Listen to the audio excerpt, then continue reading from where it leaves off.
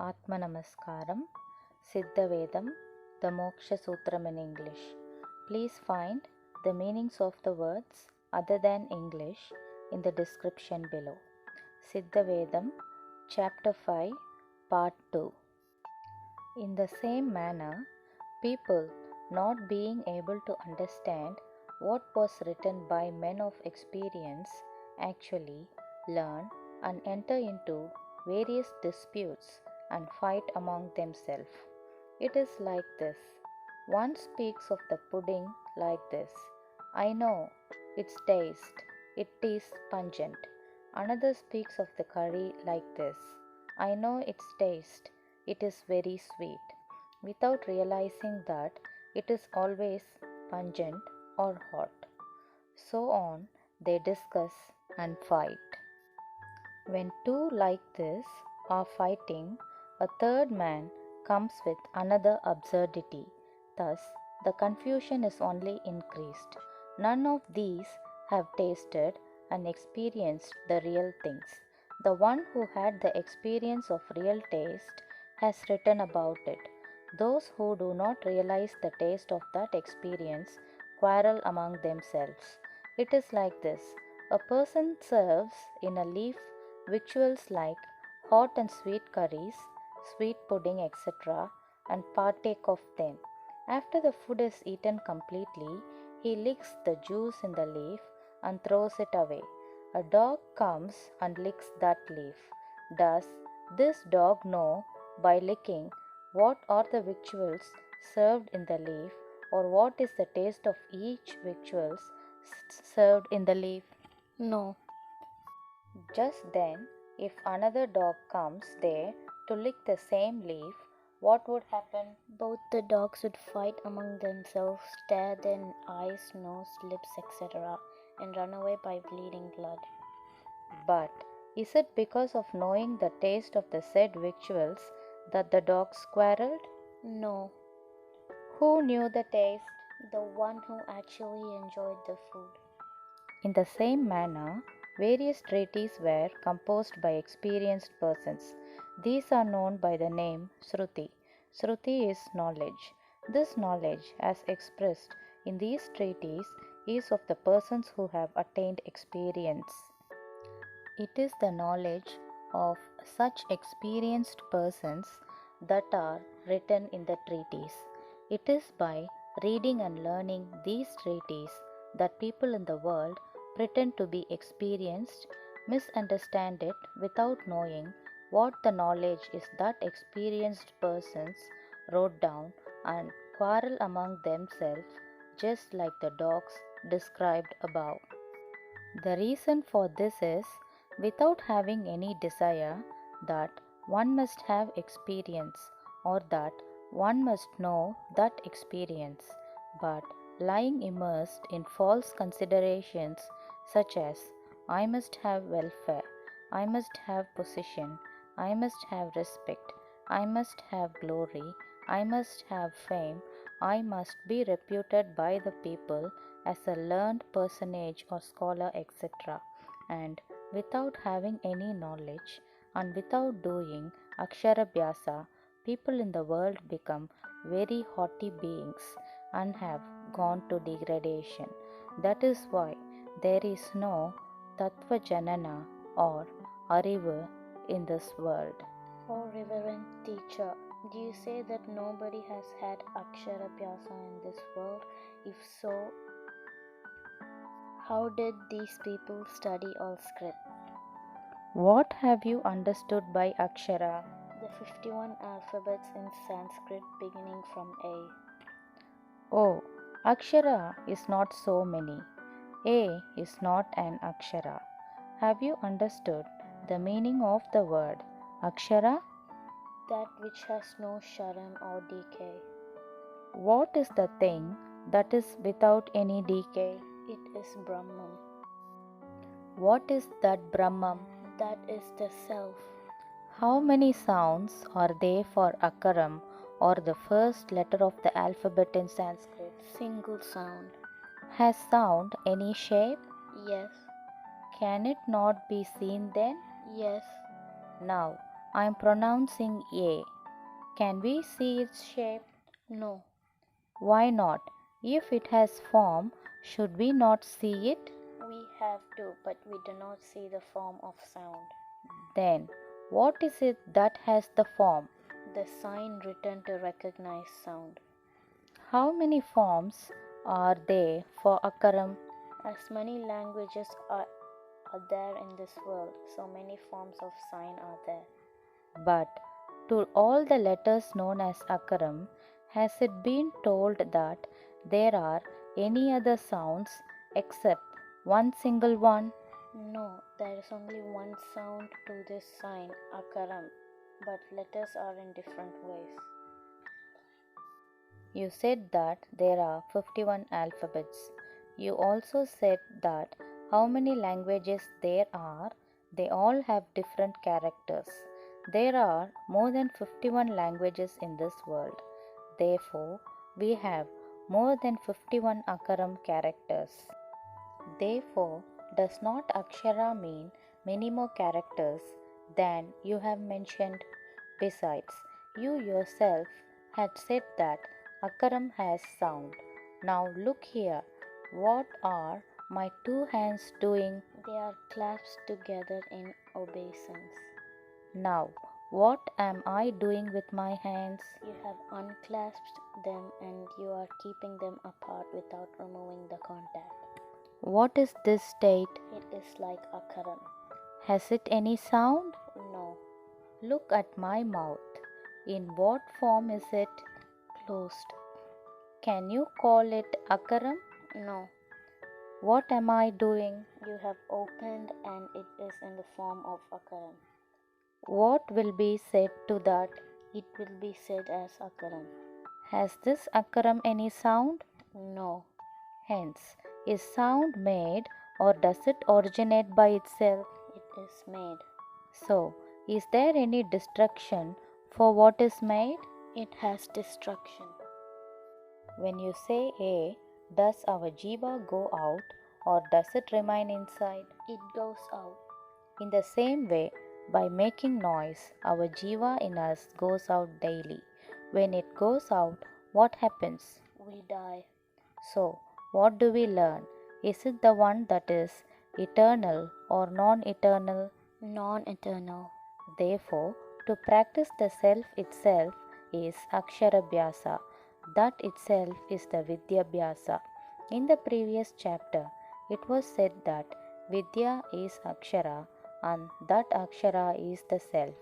So, we must learn the entirety which is the Vidya, the self. Then, we become non-destructible. Thus, it is to be without destruction that the Aksharabhyasa must be done. The Akaram, etc., that you have mentioned just now are all destroying. So, can it be called as Akshara? No. What should be told to that which destroys by making sound? Can it be called as Akshara? No, it cannot be called so. So, have you studied Akshara? No, I have not studied it.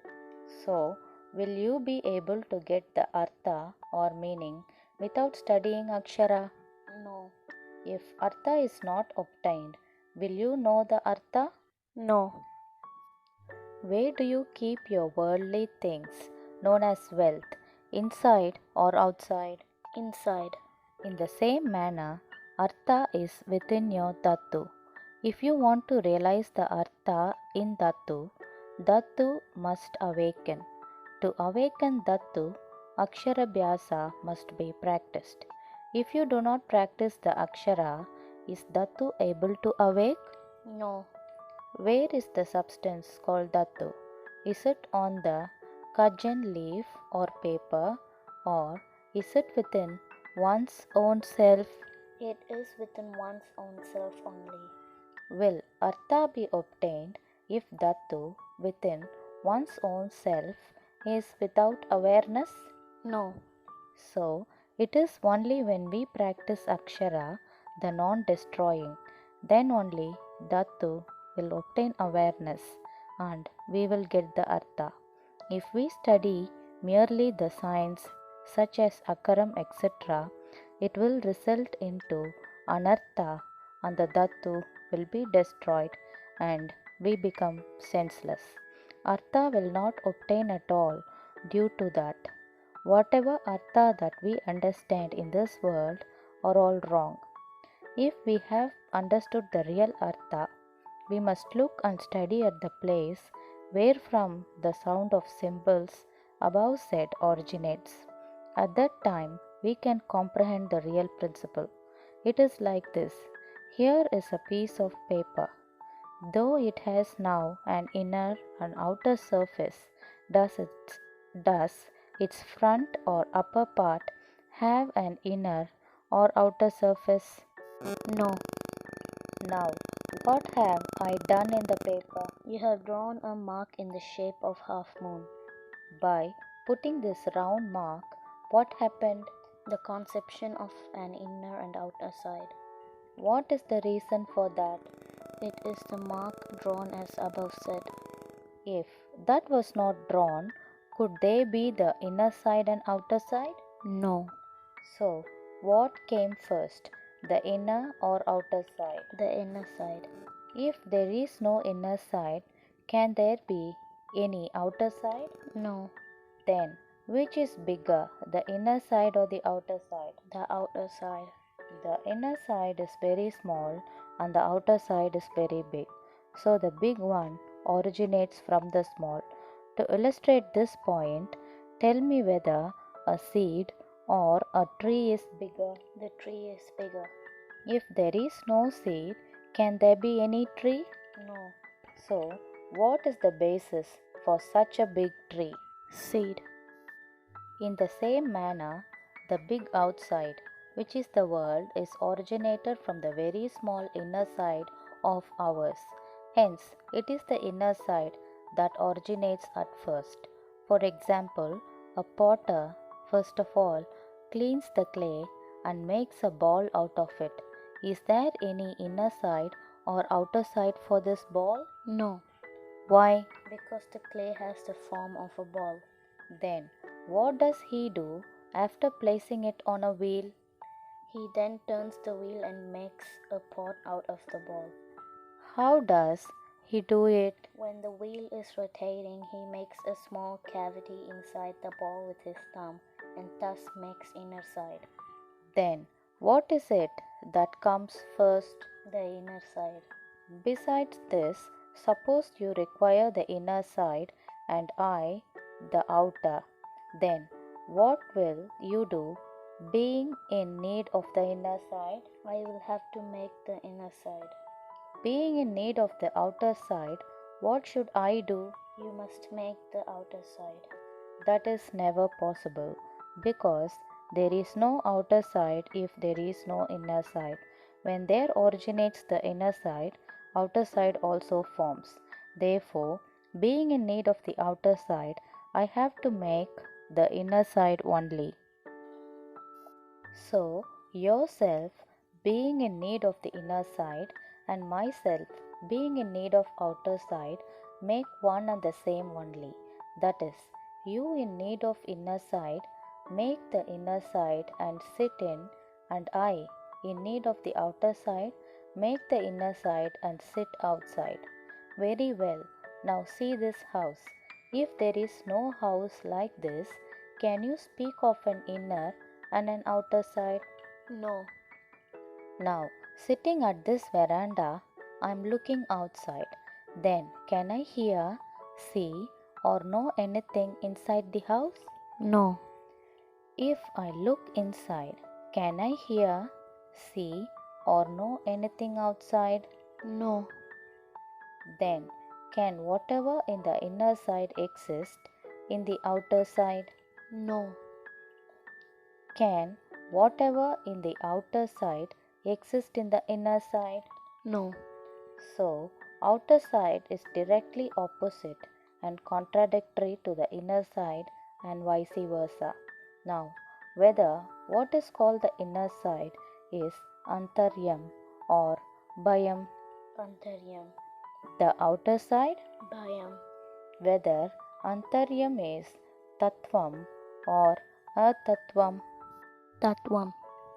Bhyam. Atatvam.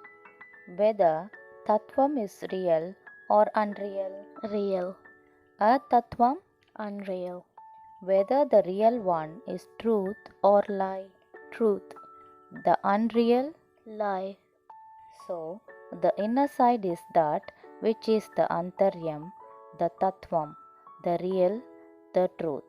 Just opposite to this, that which is the Bhyam, the Atattvam, the unreal, the lie is the outer side. But way from the origin of ours, as well as the Characharam seen in this world takes place. Is it from inner side or outer side? From inner side. So, what is the source of origin? Inner or outer side? Inner side. Is not this source of our basis? Yes. Is not this basis of our birthplace? Yes. Is not this birthplace of our original family? Yes. Is not to this family that we have to go? Yes. Is it not to go there that we have to study? Yes. So, where have we to learn to go? We must learn to go to the inner side. Now, where do we learn? In the book. Whether learning of books is in inner side or outer side. Outer side. Hence, where do we learn? Outer side. What is it called outer side? Is it truth or falsehood? Falsehood. So, what we learned, what we learn, what we teach, what we do are all falsehood. To know the truth, we have to seek in the inner side. Then only we can know the truth. It is like this. Does a dead body has any conception of the world? No.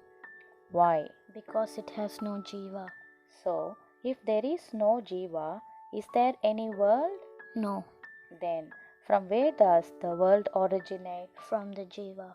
But is there the world at all times when there is jiva? No. When is it that there is no world? While sleeping. While sleeping, where does the jiva remain? It remains in us still.